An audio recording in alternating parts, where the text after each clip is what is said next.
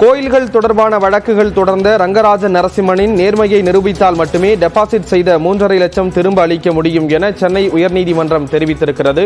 விவரங்களோடு இணைகிறார் சிறப்பு செய்தியாளர் மதன். விவரத்தை பதிவு செய்யலாம். ஸ்ரீராம், திருச்சி ஸ்ரீரங்கத்தை சேர்ந்தவர் ரங்கராஜன் நரசிம்மன். இவர் சென்னை உயர்நீதிமன்றத்தில் தொடர்ச்சியாக இந்த கோவில்கள் தொடர்பாக பல்வேறு வழக்குகளை தொடர்ந்து வருகிறார். சமீபத்தில் கூட புதிதாக ஒரு 7 பொதுநல மனுக்கள் தாக்கல் செய்தார். குறிப்பாக அந்த இந்து அறநிலைத்துறை கட்டுப்பாட்டில் உள்ள அந்த கோவில்களில் சர்க்கார்கள் நியமனம் தொடர்பாக அந்த வழக்கம் தொடர்ந்திருந்தாரு.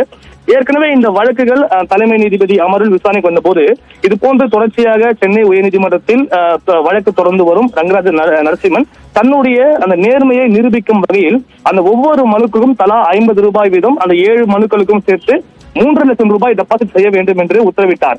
அவ்வாறு டெபாசிட் செய்யும் பட்சத்தில் அந்த வழக்கில் விசாரணை எடுத்துக் கொள்ளப்படும் என்று தெரிவிக்கப்பட்டது. அதன் பிறகு ரங்கராஜன் நரசிம்மன் 3 லட்சம் ரூபாயை டெபாசிட் செய்தார் நீதிமன்றத்தில்.